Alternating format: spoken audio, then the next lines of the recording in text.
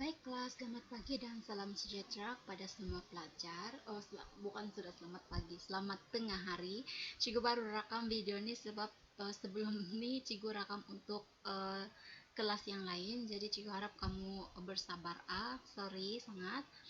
Jadi untuk hari ini kita akan teruskan kepada topik kita yang selanjutnya lah.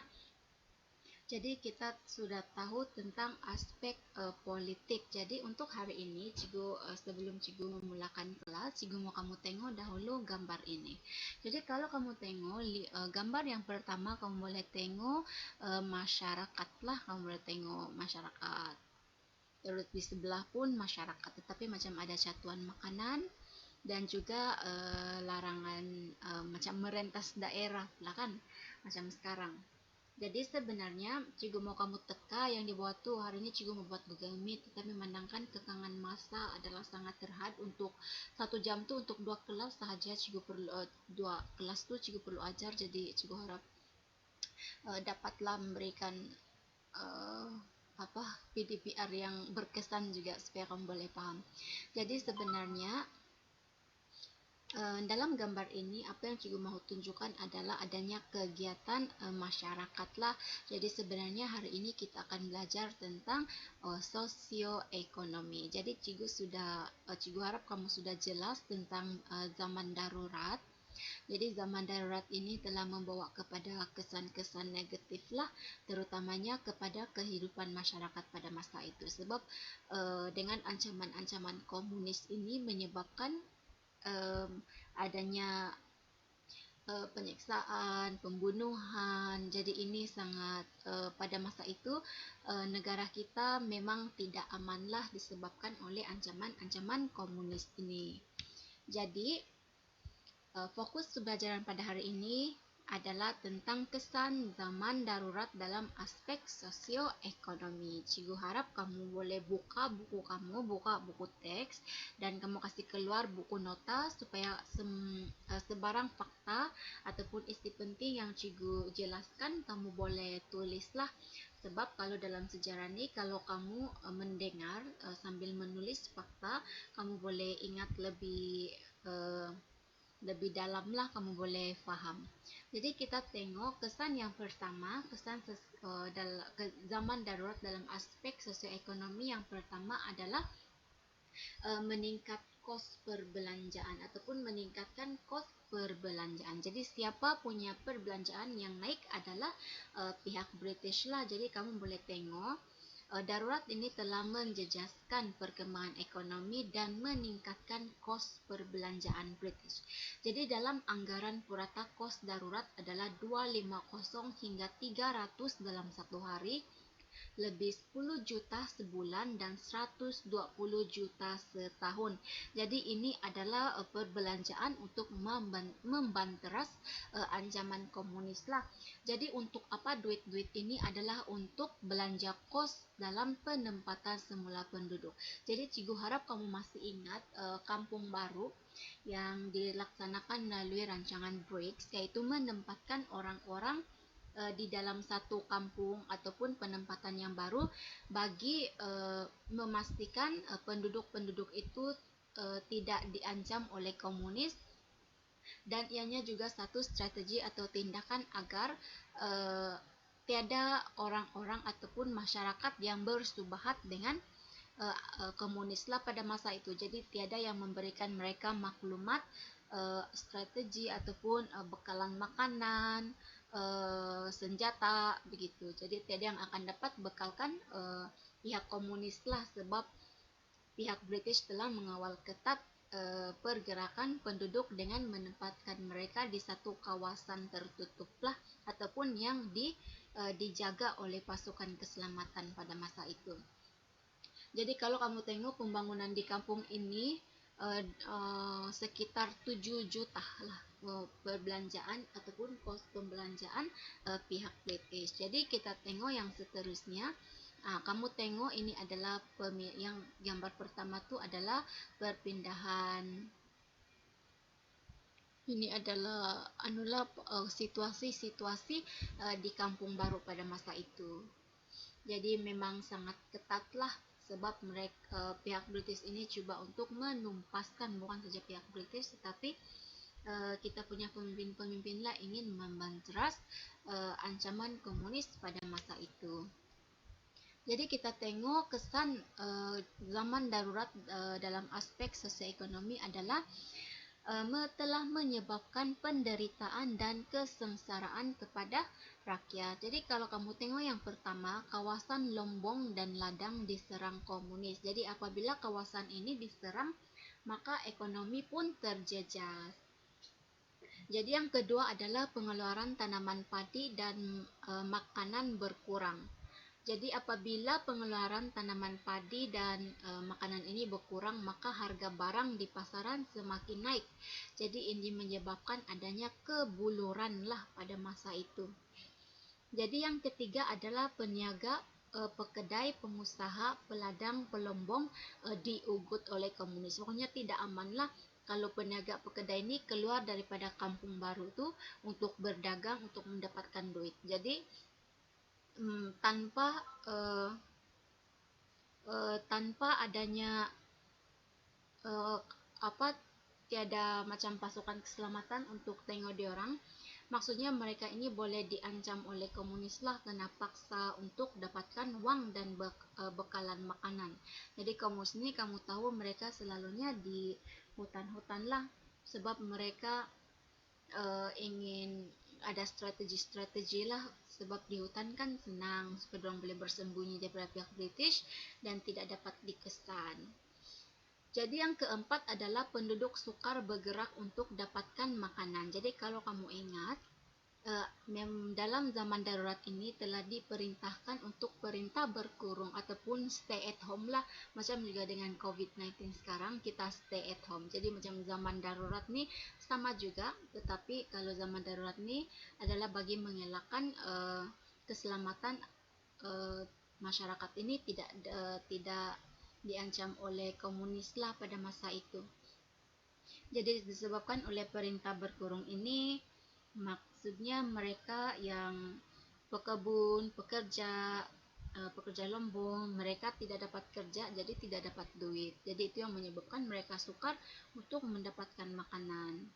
Jadi yang kelima adalah catuan makanan. Jadi kalau dalam zaman darurat ini kan kos pembelanjaan British ini semakin meningkat. Jadi mereka terpaksa menyatu makanan.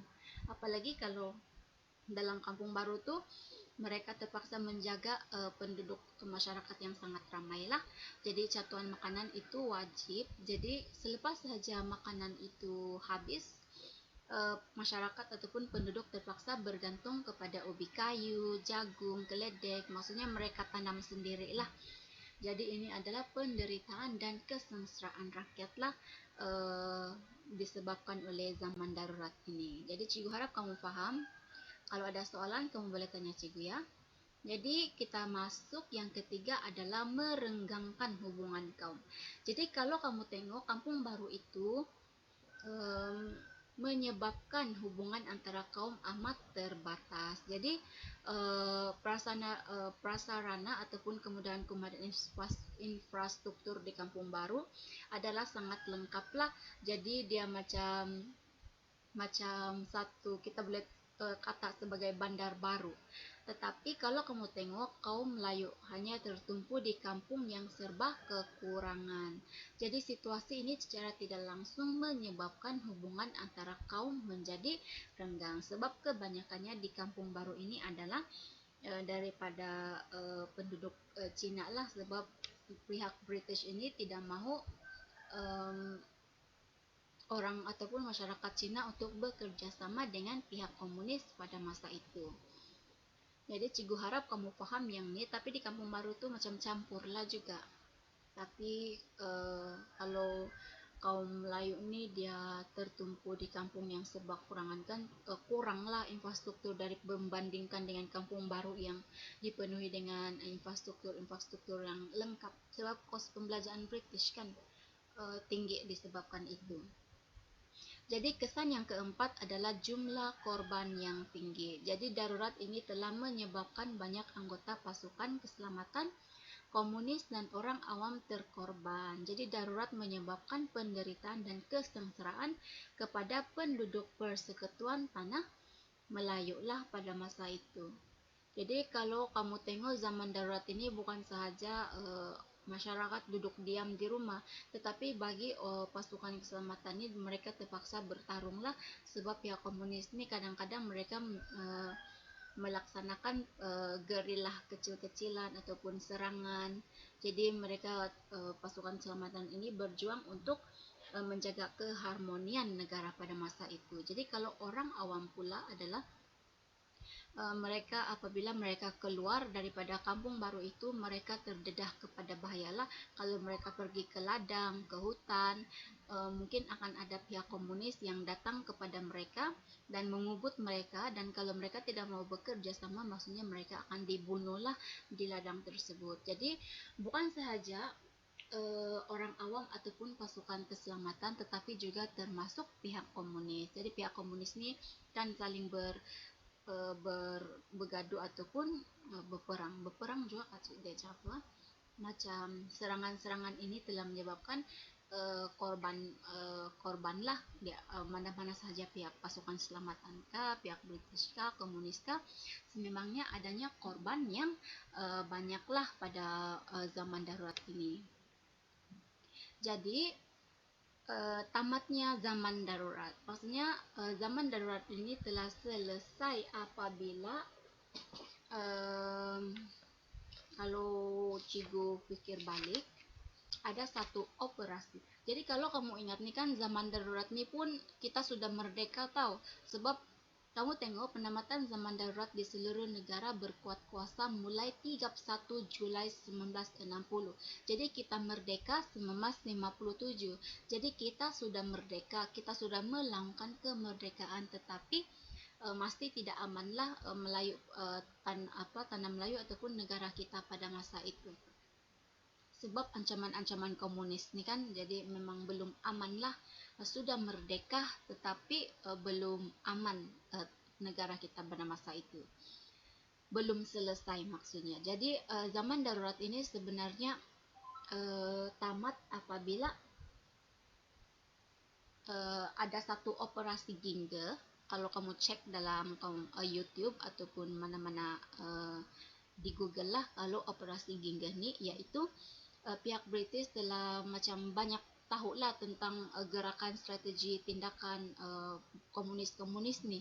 Jadi ada satu pemimpin komunis yang dikenali sebagai Siu Ma. Jadi Siu Ma ini yang telah membunuh Sir Henry Gunnell lah. Jadi Siu Ma ni dia telah macam, kalau pihak British dapat tangkap Siu Ma ni, maksudnya mereka boleh menggunakan ataupun selepas ya pemimpin komunis ini mati, maka mungkin ramai yang akan menyerah diri. Jadi Siu Ma ini dia dapat ditangkap ataupun saya rasa dia telah dibunuh apabila pengawal peribadi dia telah mengkhianati lah, macam ada ganjaran kan untuk dapatkan, siapa yang dapat bunuh dapat ganjaran. Jadi pengawal pribadi dia telah khianat lah, betray Siu Ma ni. Jadi Siu Ma ini telah ditembak.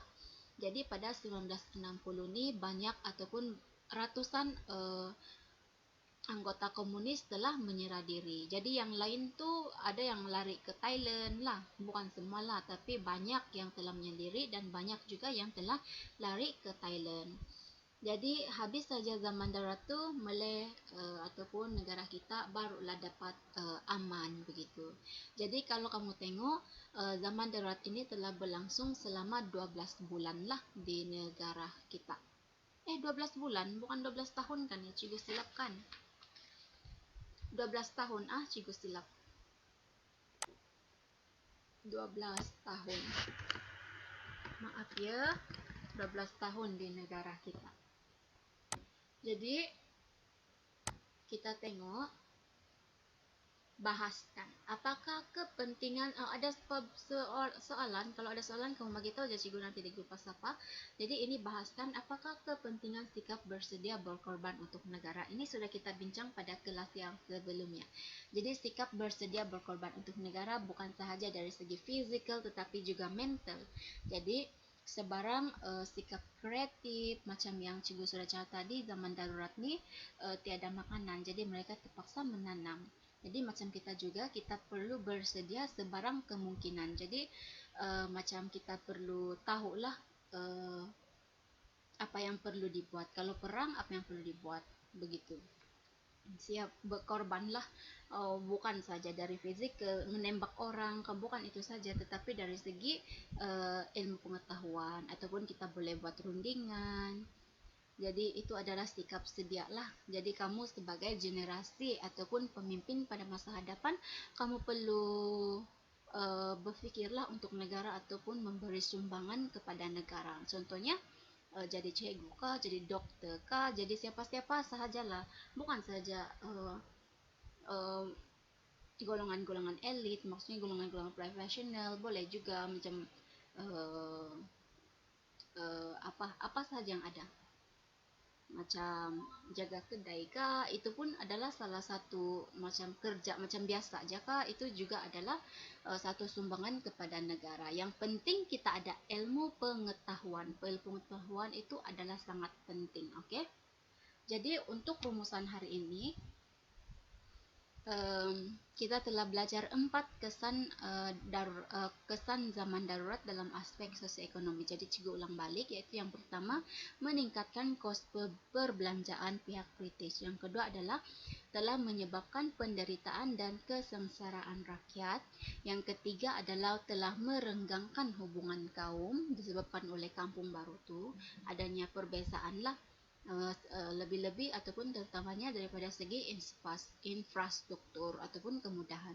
Jadi yang keempat adalah jumlah korban yang banyak. Jadi maksudnya sepanjang zaman darurat ini selama 12 tahun banyak korban yang telah mati lah. Maksudnya banyak masyarakat yang telah mati. Mungkin dari pasukan selamatan, pihak komunis, orang awam, banyak yang telah terkorban. Jadi kita perlu untuk ini kamu perlu hargailah keamanan yang ada di negara kita pada masa ini. Jadi jangan ada isu-isu saja pasal isu sensitif kamu mau komen di komen di media sosial. Jadi apa yang kamu perlu buat adalah kamu boleh report page tu, kamu boleh report di polis. Jadi jangan berbalas-balas lah di media sosial. Ini cuma peringatan lah, jangan berbalas-balas di sosial sebab itu melambangkan kepribadian kita.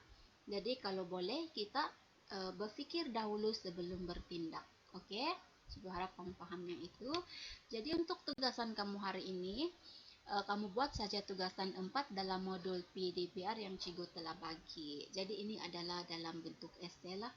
Jadi itu saja untuk hari ini. Terima kasih dan jaga diri dan jaga SOP. Terima kasih semua.